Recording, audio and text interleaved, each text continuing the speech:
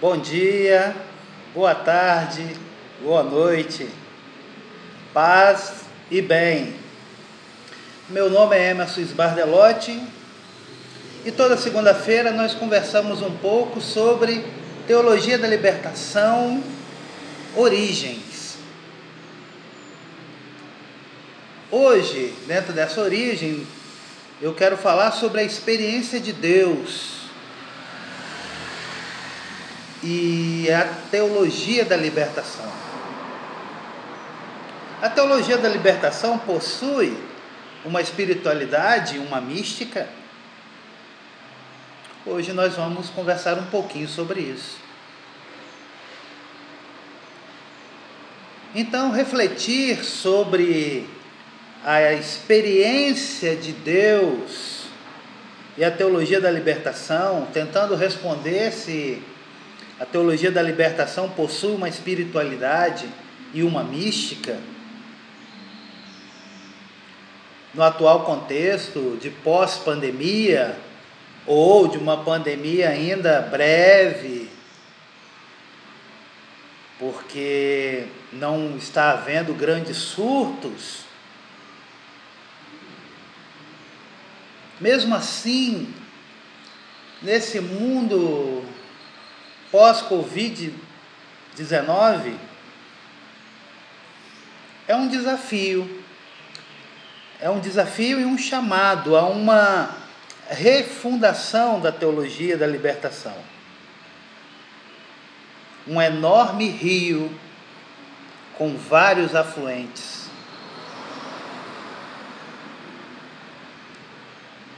Então, minha gente querida, minha gente amada, o meu querido amigo Leonardo Boff afirma que experimentar Deus não é pensar sobre Deus, mas sentir Deus com a totalidade do nosso ser. Experimentar Deus não é falar de Deus aos outros, mas falar a Deus junto com os outros. Para encontrarmos o Deus vivo e verdadeiro a quem podemos entregar o nosso coração, precisamos negar aquele Deus construído pelo imaginário religioso e aprisionado nas malhas das doutrinas.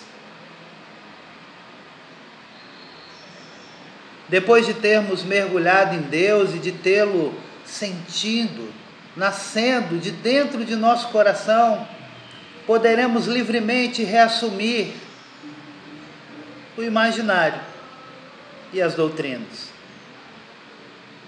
Elas se despem de sua pretensão de definir Deus e se transfiguram em metáforas com as quais nos acercamos do mistério para não sermos queimados por ele. Lindas palavras do Leonardo Boff.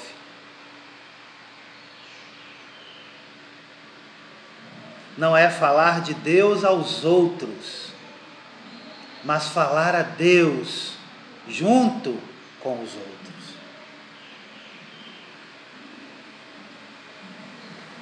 A experiência de Deus genuína se dá no meio do povo pobre, humilhado, excluído, lascado.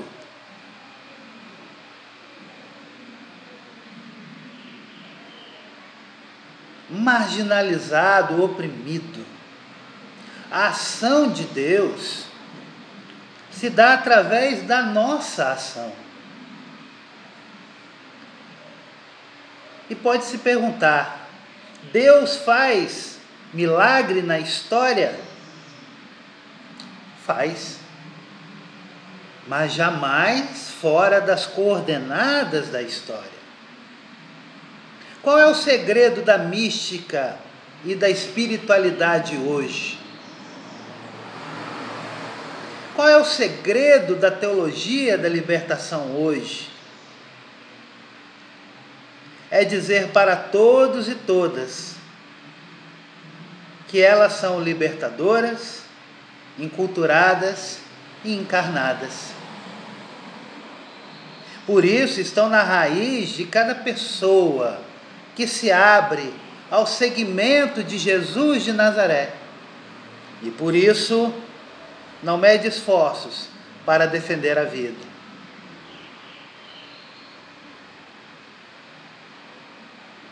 Um grande teólogo chamado Segundo Galileia explicava que a experiência de Deus, ou a contemplação cristã de Deus, é a intimidade profunda, amorosa e obscura, através da fé com o Deus vivo. Na contemplação, o Espírito de Jesus atua densa e eficazmente em nós, para nos fazer crescer na vida que nos torna semelhantes a Cristo. A experiência de Deus é tão mais profunda quanto mais vivos são a fé e o amor que ela produz. Sempre na limitação e na obscuridade próprias da luz da fé. Contemplar a Deus é experimentá-lo na realidade de nossa vida. É a viva convicção experimentada imprecisamente no fundo do espírito, para além da sensibilidade e do raciocínio de que o Deus de Jesus está presente em nós, nos outros e na história, bem como na natureza. E significa experimentar essa presença como fato misericordioso e libertador. Contemplar a Deus é saber vivencialmente que estamos em suas mãos. Olha que riqueza que o Segundo Galileia traz para a gente. Contemplar a Deus é saber vivencialmente que estamos em suas mãos.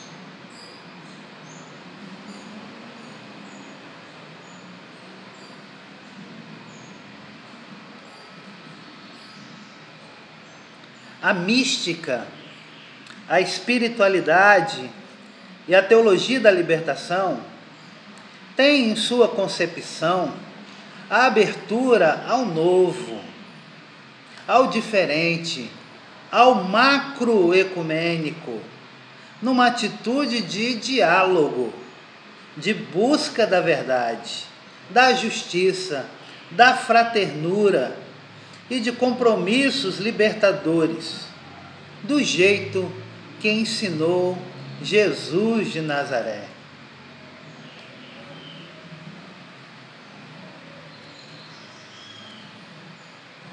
Penso que essa conversa de hoje seria do agrado de um querido amigo, de um querido irmão, Pedro Casaldáliga. Ele gostava muito de conversar sobre a mística, sobre a espiritualidade da libertação.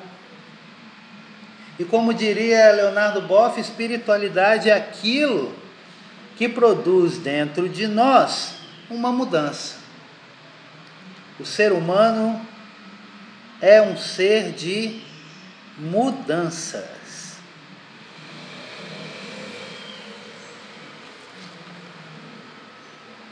Nós estamos algumas segundas-feiras já dizendo que antes de se pensar, de se escrever e de se viver uma teologia da libertação, que completou 50 anos de existência em 2021, a partir daqueles 2 livros, que já falamos antes, Teologia da Libertação, do Gustavo Gutierrez, e Jesus Cristo Libertador, do Leonardo Boff. Antes de qualquer escrito desse, pelo nosso lado, do lado católico, como do lado protestante, com Rubem Alves, com Júlio de Santana, com Richard Scholl, com Milton Schwantz. Antes dessa turma toda estar escrevendo e nos proporcionando essa leitura libertadora, há gente querida e gente amada, uma espiritualidade da libertação. Ela age nas teólogas e nos teólogos da libertação de ontem, de hoje e de amanhã, fazendo com que, apesar das dificuldades, perseguições, difamações, injúrias, se mantenham firmes na missão de evangelizar e de estar no meio do povo, aprendendo e ensinando, levando e recebendo a alegria do Evangelho, sendo uma igreja em saída, samaritana, misericordiosa, profética e sempre com o cheiro das ovelhas. Esta tradição libertadora preocupa-se em afirmar e reafirmar as raízes espirituais de toda a teologia latino-americana e caribenha que nós conhecemos como teologia da libertação. Na verdade, eu não gosto desse termo teologia latino-americana e caribenha. Para mim, o único termo é teologia da libertação. Não dá para ficar maquiando. Teologia da libertação é o que é, porque ela veio para libertar, para nos colocar no caminho da libertação.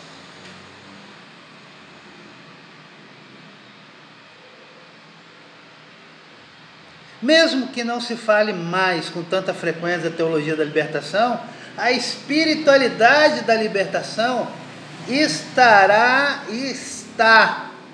sempre presente.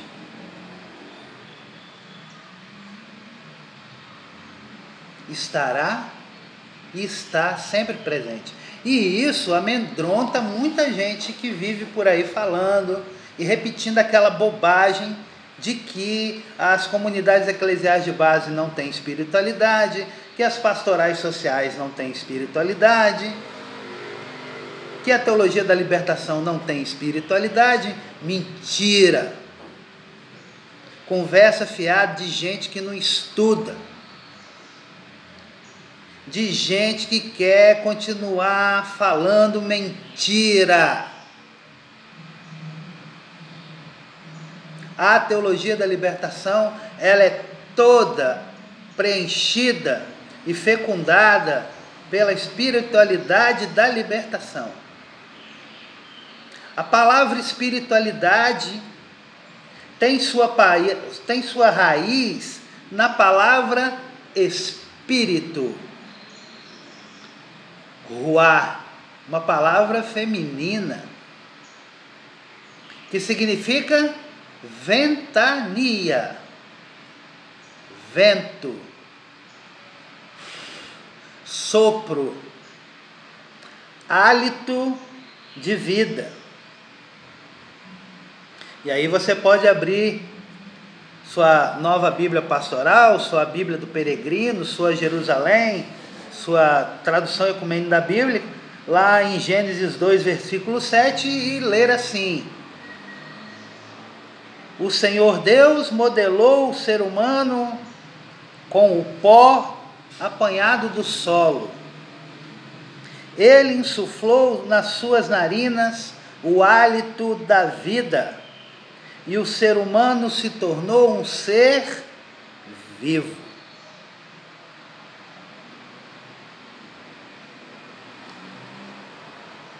A partir daí, todas nós, temos dentro de cada uma, o Espírito de Deus.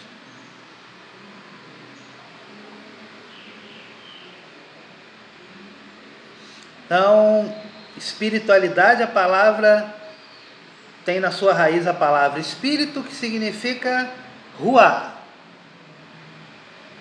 ventania, hálito de vida. O grande Karl Rahner dizia que espiritualidade é viver pelo Espírito. Meu amigo John Sobrino diz que a espiritualidade é viver com o Espírito. Olha que maravilha, né? Espiritualidade é viver pelo Espírito, espiritualidade é viver com o Espírito. E nos últimos 50 anos é o que a teologia da libertação tem feito.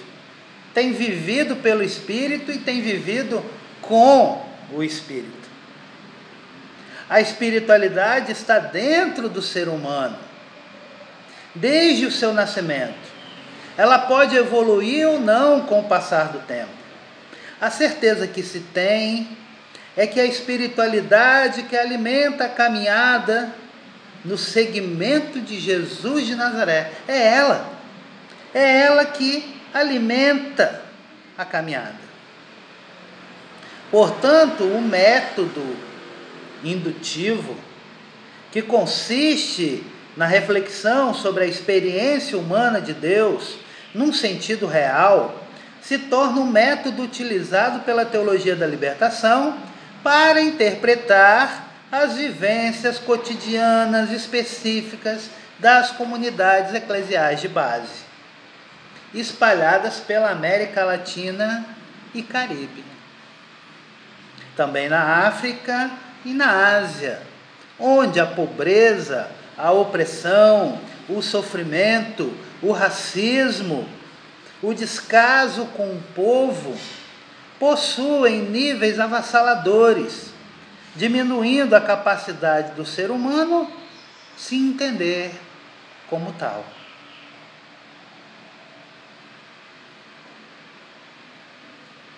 Faustino Teixeira, meu querido irmãozinho, diz que o tema da espiritualidade ganha particular atenção no tempo atual e nas discussões acadêmicas. Não há dúvida sobre o efeito crítico exercido por tal resgate nos caminhos tomados pela sociedade ocidental, fundada em outros valores como a competitividade, a produtividade, o consumismo e a centralidade do mundo egóico. A espiritualidade suscita valores bem distintos que dizem respeito a qualidades do espírito humano que em nosso tempo estão embaçadas ou obstruídas. São valores essenciais como o amor desinteressado, a compaixão, a atenção, a hospitalidade, o cuidado, a delicadeza, a paciência e a abertura ao outro. A mística diz respeito à experiência integral da vida ou da realidade. A espiritualidade, por sua vez, é o caminho indicado para alcançar essa experiência. A espiritualidade envolve uma realidade mais ampla, estando relacionada com qualidades do espírito humano, com qualidade de vida. Então nós fizemos toda essa introdução sobre a experiência de Deus e a teologia da libertação para tentarmos responder: será que a teologia da libertação possui uma espiritualidade e uma mística? Claro, desde o início. E a espiritualidade da libertação, ela tem algumas características. No mínimo eu encontrei 7. Pode ter mais. Então a primeira dessas características é que a espiritualidade da libertação, ela é jesuânica. Jesus de Nazaré é o centro. Sua opção radical pelos pobres exige de nós, discípulas e discípulos, a mesma atitude. É claro que não há, em hipótese alguma, uma substituição de Jesus de Nazaré pelo pobre, ou que o pobre ocupe o lugar de Jesus de Nazaré no cristianismo. Não há uma pobrelogia. Pobre no grego significa pitios. Portanto, se houvesse uma pobrelogia, o certo seria dizer pitichólogos, no lugar da cristologia. Jesus opta pelos pobres não porque são melhores do que os ricos, mas porque são as vítimas. Continuam sendo as vítimas de ontem e de hoje. Sua opção é direta e clara, não há adjetivo. A segunda característica da espiritualidade da libertação é que ela é mariana. Maria diz um sim corajoso ao projeto de Deus. É um sim revestido de juventude, espontaneidade, ousadia, fidelidade, disponibilidade e entrega.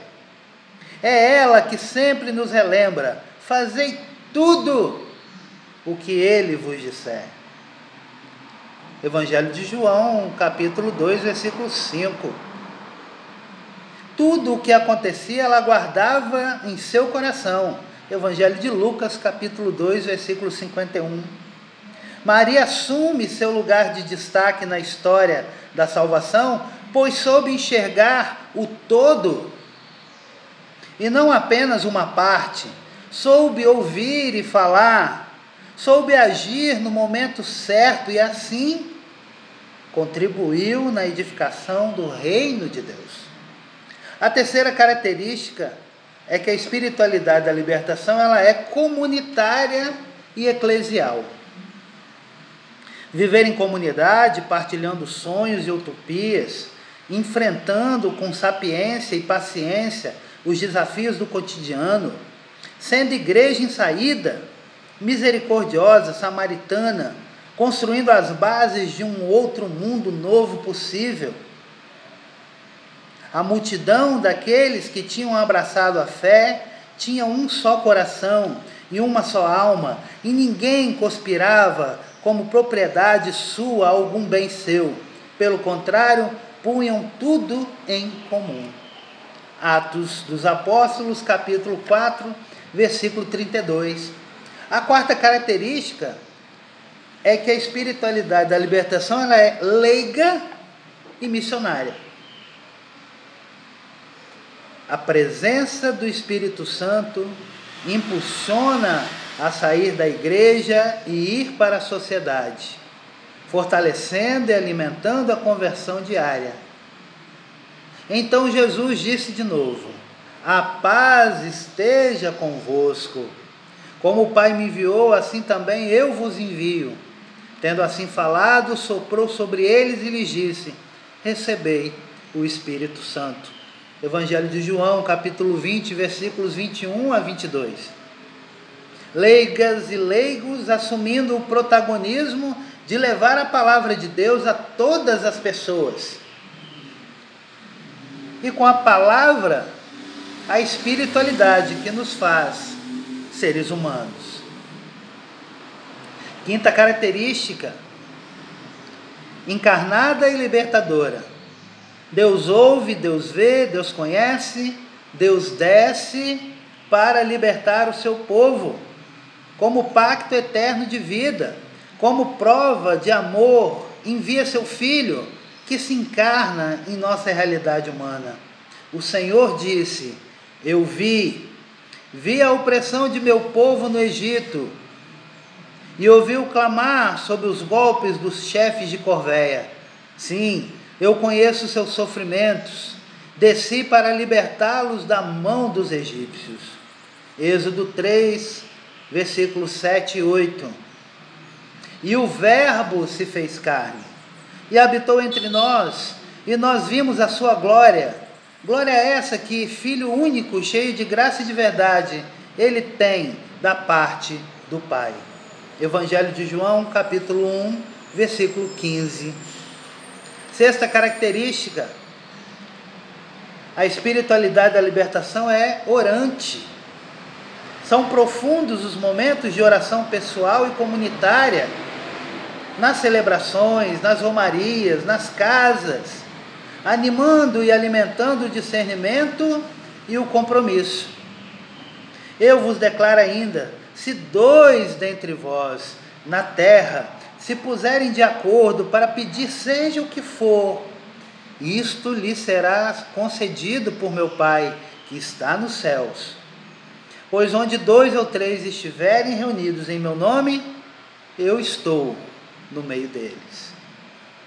Evangelho de Mateus, capítulo 18, versículos de 19 a 20.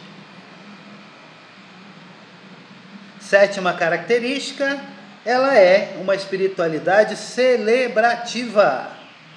A alegria do Evangelho nos faz irmãs e irmãos. Se manifesta na celebração ao redor da palavra de Deus e da Eucaristia, na celebração da vida.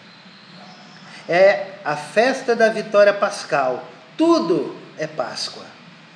Todos os dias são momentos de experimentar Deus, que é felicidade e carinho. Se alguém quer vir em meu seguimento, renuncie a si mesmo, tome a sua cruz e siga-me. Pois quem quiser salvar a sua vida, vai perdê-la.